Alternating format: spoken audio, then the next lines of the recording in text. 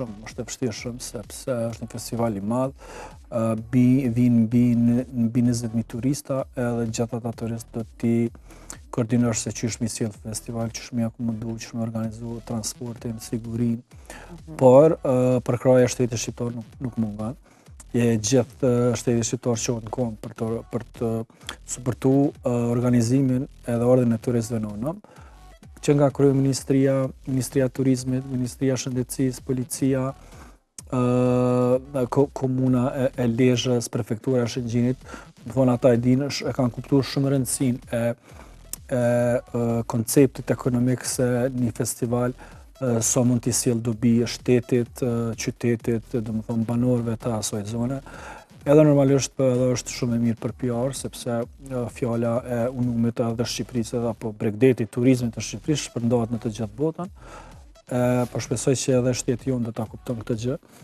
Edhe uroj që t'i përkra aktivitete të tilla edhe festivale të tilla, sepse janë në dobi edhe për ekonomi, edhe për PR, edhe për turizëm në këtë kohë.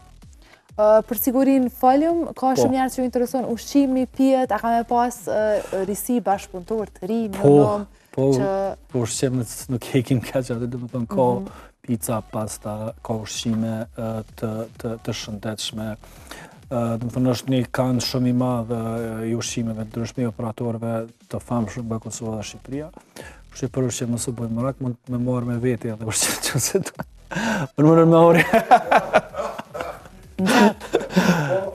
Unë shta me pyt, Ardin, edhe për një gjose që u përmend Kosova aty se a ka shansa me u transferu numi zhangën Kosovë?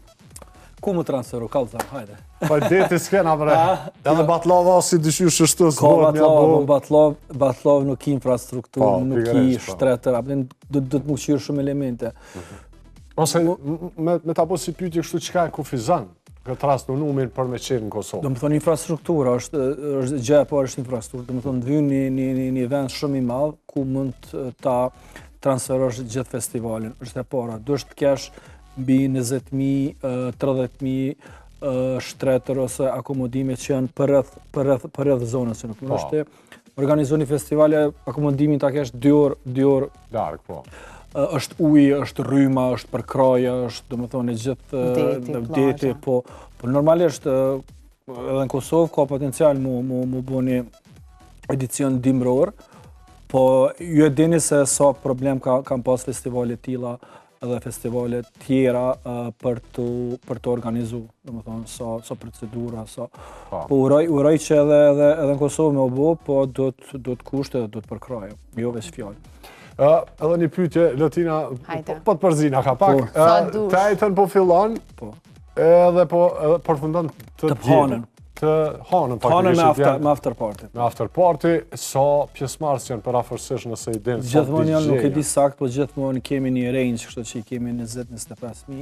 Mund ta kalon edhe kjo, sepse të shtunën për shembull vijnë shumë njerëz nga Shqipëria. Jo, mendova sa DJ janë. Sa DJ kanë me performu. 20.000 DJ.